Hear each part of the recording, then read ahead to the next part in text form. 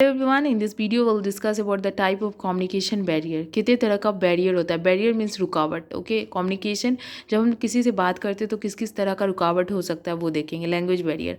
Language barrier में क्या होता है, जैसे देखो जैसे मैं यदि इंडिया में हूँ और अब सपोज कर लो मैं चाइना में चली गई, ठीक है, तो वहाँ पे मैं जाके सबसे पहला मुझे इशू होगा लैंग्वेज में कि मैं सही से कम्युनिकेट नहीं कर पाऊँगी. यदि यदि उसे इंग्लिश नहीं आता, एक मीडियम ना हो, सोचो एक इंटरनेशनल मीडियम ना हो तो कितना डिफ़िकल्टी हो जाएगा अपनी बातों को दूसरों को समझाने के लिए. ये लैंग्वेज नहीं समझ में आएगा तो आगे का कुछ काम होगा ही नहीं. इसीलिए लैंग्वेज बैरियर आ जाता है कम्युनिकेशन में.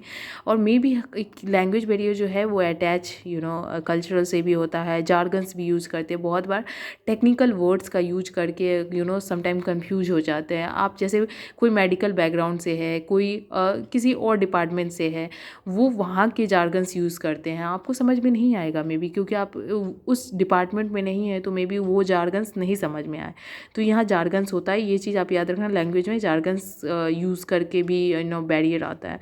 इमोशनल साइकोलॉजिकल बैरियर, यहाँ पे ये आता है कि being judgmental opinion, having a preconceived notion about something. जैसे आप किसी से कम्युनिकेट कर रहे हो तो कम्युनिकेशन के दरमियान आप जज करते हो अपने अकॉर्डिंग. आपका जो भी नॉलेज, बैकग्राउंड या फिर आपकी कल्चर जो भी है, तो उसके अकॉर्डिंग जैसे आपके कल्चर में होगा कि जैसे किसी किसी स्टेट में शराब बैन है, ठीक है, उसको गलत माना जाता है.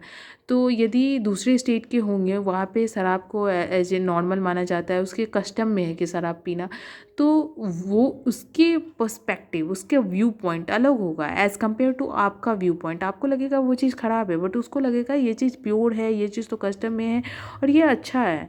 तो यहाँ पे क्या होता है, इमोशनल साइकोलॉजिकल क्लैश हो जाता है. फिर फिजिकल बैरियर में क्या आ जाता है, नॉइज़. जैसे आप related to poor sound quality, आपके पास पुअर साउंड क्वालिटी है और एक्सेसिव बैकग्राउंड साउंड आ रहा है, आप शोर शराबे में हो और आप कम्युनिकेट कर रहे हो, तो उस समय भी इस तरह का चीज़ आ जाता है, ठीक है. उसके बाद कल्चर बैरियर पे जाते हैं. कल्चर बैरियर में क्या होता है कि आपका बिलीव, परसेप्शन में भी डिफरेंट होगा टू आप जैसे कम्युनिकेट कर रहे हो उससे, ठीक है.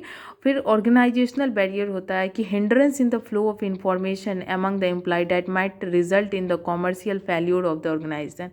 यदि कोई हिंड्रेंस आ जाए इंफॉर्मेशन के फ्लो होने में, जैसे एम्प्लॉय और सीनियर एम्प्लॉय हायरार्की बना रहा था एक ऑफिस में, यदि एक का भी समझ में नहीं आया, ठीक है, नीचे सही से इंफॉर्मेशन नहीं आ पाए, तो वो काम सही से नहीं हो पाएगा और पूरा सिस्टम कोलैप्स हो जाएगा. तो ये ऑर्गेनाइजेशनल बैरियर में होगा.